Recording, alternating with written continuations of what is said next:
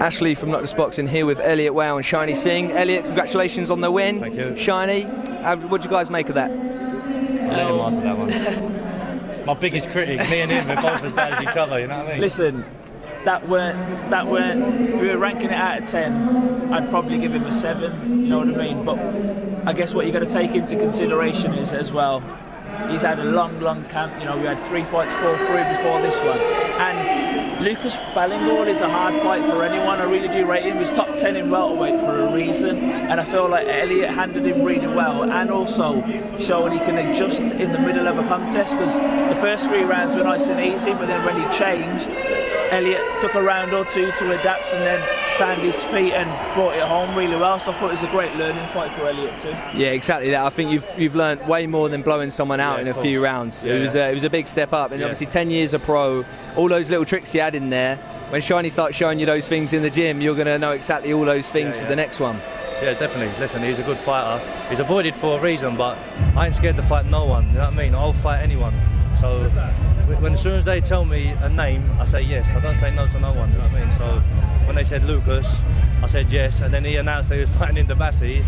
So I thought, I've got 4 fights here, all cancelled. Do you know what I mean? I was fuming, like, but now thankfully they sorted it out and we got a good fight. He put up a good fight and we got the job done, man. I didn't know that you were originally going to be on the Saudi Open workout card as well. So I was meant to fight, I actually got the call 2 weeks before Feb first show on the Sky Sports, 2 weeks before the show, and then it got cancelled on the day before the weigh-in. But then we thought we was fighting in Saudi anyway on the Open one, and then they've scrapped them. Do you know what I mean? So I missed out on 2 fights in quick succession. Then obviously I had a couple of weeks home, then I got a call, do you want to fight on this one? So then I'm like, I've got to go straight back in the gym.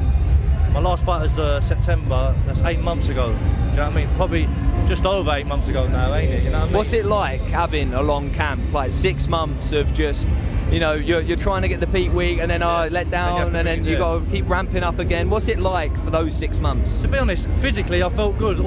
For all them camps I felt good. But mentally, the longer this one got on, the more I wanted it to be finished.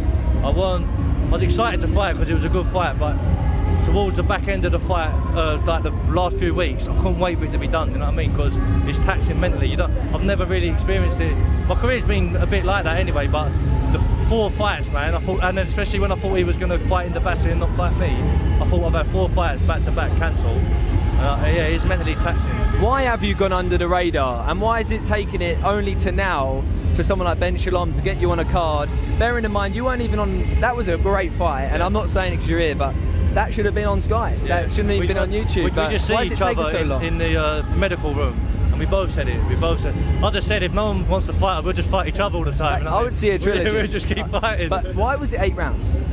I'm not sure, because he's got the IBF title. We could have fought for that. And to be fair, his team wanted 10. We wanted 10. I think it's just because they probably knew we was going to go on YouTube. Yeah, actually, I remember Shiney just said now the timings of it before. So I think that's why. But we both wanted 10, but it is what it is, man. So I know I spoke to you a minute ago, and you said that now you can have a nice bit of rest, and then obviously come straight back to it. One thing for your fans, can you just look in the camera and just message everyone? I just want to say a big thank you to all my fans that come out and bought tickets to come and watch me Easter Sunday, do you know what I mean? And shout out to all my sponsors as well, because without them I wouldn't be able to come and train in the Midlands, and you know what I mean, I wouldn't be able to do it, so big thanks to all of them. Brilliant, thank you guys, have a good night. Thank you, cheers.